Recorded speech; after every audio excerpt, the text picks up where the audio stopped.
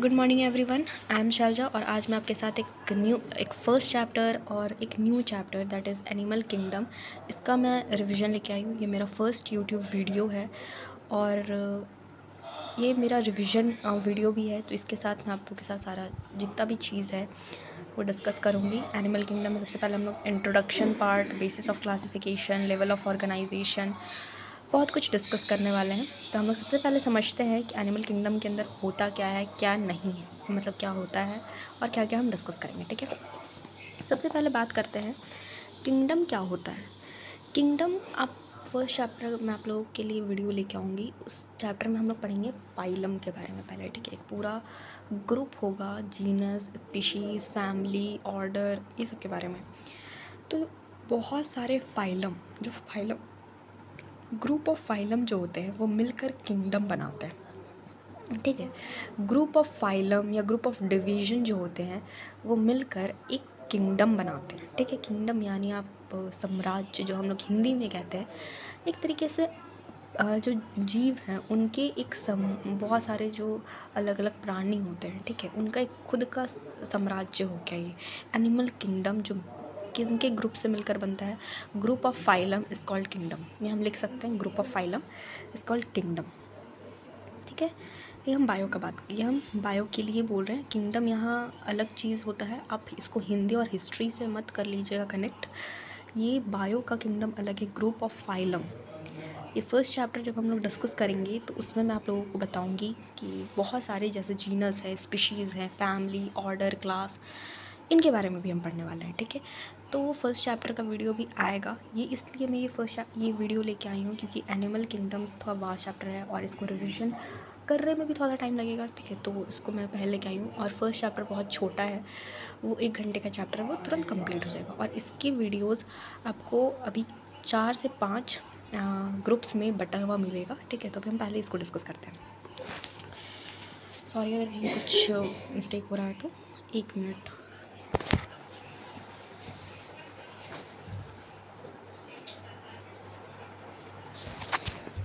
या तो मैं फ़ैन को थोड़ा बढ़ाने गई थी क्योंकि आवाज़ मतलब मुझे हवा ही नहीं आ रही थी। So let's go. Group of phylum में हम लोग कितने फाइलम होते हैं, क्या होते हैं, उनको हम डिस्कस करेंगे। तो सबसे पहले फाइलम है, तो फाइलम हम लोग के पास 11 फाइलम होते हैं। मैं यहाँ पे लिखती हूँ 11 फाइलम।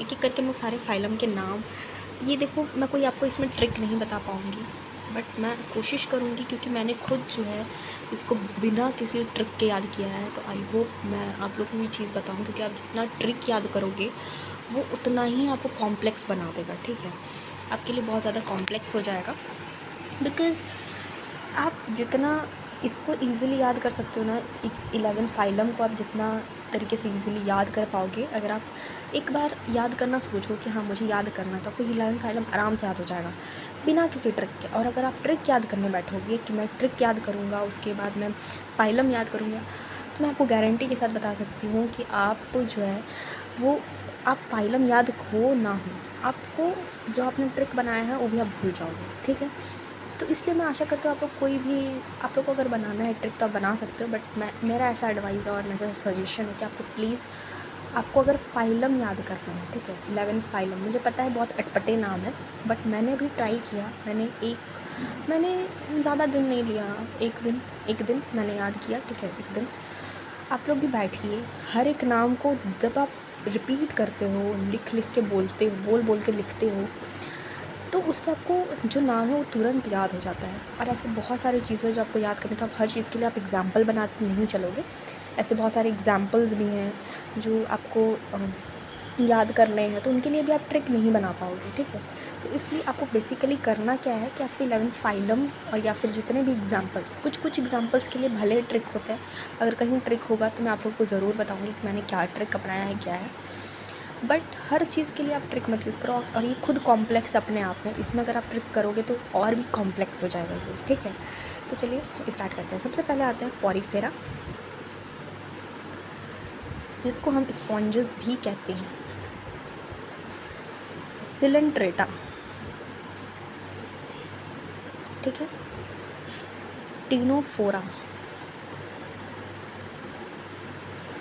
प्लेटीहेलमिन्थेस,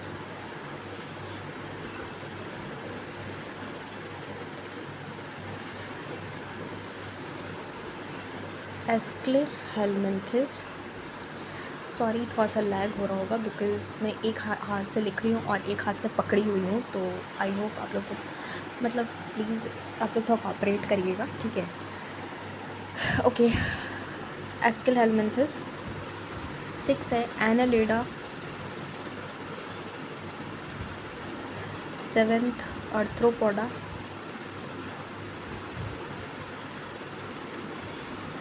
8 है मोलस्का।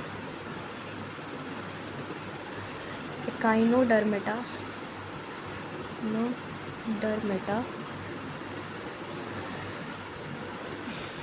हेमिकॉर्डेटा।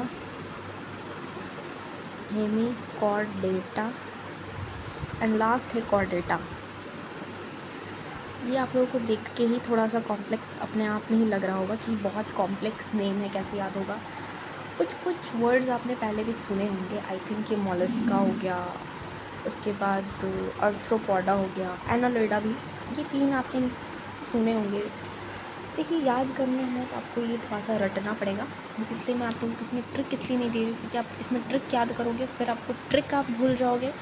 ऐसा होता है, बहुत टाइम ऐसा होता है कि आप भूल जाते हो, और आपको ये सीक्वेंस में ही होना चाहिए याद, क्योंकि अगर आप सीक्वेंस में याद नहीं करोगे तो आपके क्वेश्चंस में और आपके टॉपिक लर्निंग में बहुत ज़्यादा दिक्कत होगा, ठीक है। कि आप कौन सा टॉपिक क्या पढ़ रहे थे, नहीं पढ़ रहे थे, उसमें आपको बहुत दिक्कत होगा। तो आप लोग इसको प्लीज़ सीक्वेंस वाइज याद करिएगा। Porifera, Coelenterata, Ctenophora, Platyhelminthes, Aschelminthes, Annelida, Arthropoda, Mollusca, Echinodermata, Hemichordata, Chordata. इसको आप 2 दिन दीजिए, अच्छे से इसको याद करिए। 11 फाइलम आप बिना किसी ट्रिक के याद करो। मैं आपको अभी भी बोल रही हूँ, यूट्यूब में बहुत सारे ऐसे होंगे कि आपको ट्रिक मिल सकते हैं, बट मेरा कहना ये है कि आप लोग प्लीज़ एग्जाम्पल्स के लिए आप भले ट्रिक बनाओ, लेकिन इस फाइलम्स के लिए आप प्लीज़ कोई ट्रिक मत बनाना, ओके। कोई ट्रिक आप लोग मत बनाइएगा, इसको आप लोग 11 फाइलम ऐसे याद करिएगा, ठीक है। मैंने भी इसको 1 दिन दिया था, जिससे होता है 1 दिन पूरा मैंने नहीं दिया था एक्चुअली।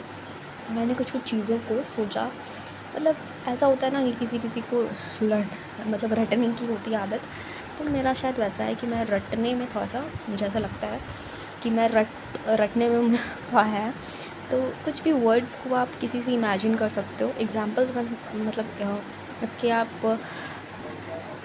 आप इसके ट्रिक्स मत बनाओ, लेकिन आप किसी से इमेजिन करके इसको जस्ट कुछ भी कर सकते हो, लेकिन प्लीज़ आप इसको एक ट्रिक के साथ मत बनना, बस मेरा इतना कहना है। तो चलिए हम लोग स्टार्ट करते हैं सबसे पहले बेसिस ऑफ क्लासिफिकेशन से। बेसिस ऑफ क्लासिफिकेशन थोड़ा सा दिक्कत हो रहा है बिकॉज़ मेरे पास ट्राइपॉड कुछ भी नहीं है, ठीक है। बेसिस ऑफ क्लासिफिकेशन से स्टार्ट करते हैं। तो किसके बेसिस पे हम क्लासीफाई कर सकते हैं इन सारे फाइलम्स को, इसके बारे में डिस्कस करेंगे, सही, ठीक है।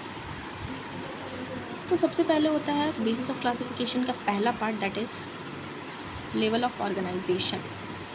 Level of organisation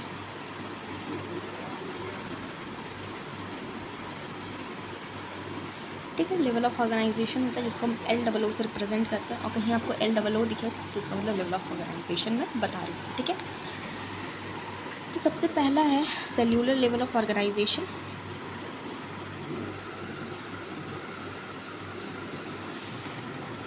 cellular level of organisation जिसमें सिर्फ सेल्स प्रेजेंट होंगी, ओनली सेल्स आर प्रेजेंट। इसमें सिर्फ सेल्स प्रेजेंट है, टिश्यू नहीं बना है, उनको हम सेल्यूलर लेवल ऑफ ऑर्गेनाइजेशन कहते हैं। इसका सिंपल सा एग्जांपल है पॉरीफेरा, ठीक है। पॉरीफेरा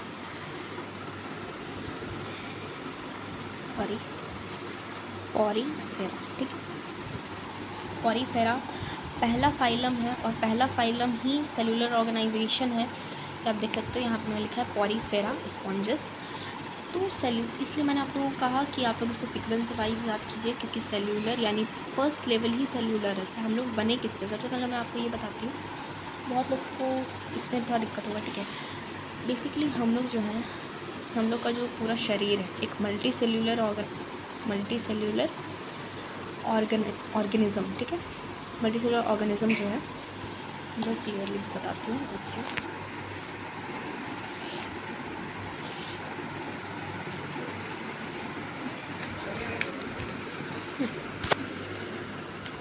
मल्टी सेल्यूलर ऑर्गेनिज्म है, मल्टी सेल्यूलर ऑर्गेनिज्म, ठीक है। मल्टी सेल्यूलर जो ऑर्गेनिज्म है उनके अंदर देखिएगा सबसे पहले आपको मिलेगा सेल्स, ठीक है। सेल से बनता है टिश्यू, टिश्यू से बनता है ऑर्गन, एंड देन ऑर्गन से बनता है ऑर्गन सिस्टम, ठीक है। ये सेल्स बहुत होते हैं, वेरियस होते हैं, बहुत ज़्यादा जो ये सेल्स होते हैं बहुत होते हैं, लेकिन यूनिसेल्यूलर ऑर्गेनिजम्स में, यूनिसेल्यूलर में ये सेल्स सिर्फ वन होता है, एक ही सेल होता है, वन सेल होता है, ठीक है। ये एक ही सेल सारे फंक्शन परफॉर्म करता है, सारे फंक्शन, ये एक सेल जो है सारे फंक्शन परफॉर्म करता है, ठीक है।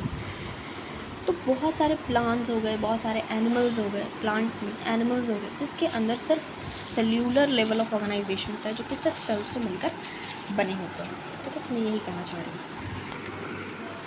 तो आप लोग प्लीज़ ये जितने भी फाइलम्स हैं उनको आप सीक्वेंस में याद करिए, क्योंकि आप सीक्वेंस में हम देख रहे हो सेल्यूलर, सेल पहला आपका आता है, पहला सीक्वेंस होता है सेल, फिर आता है टिश्यू, ठीक है।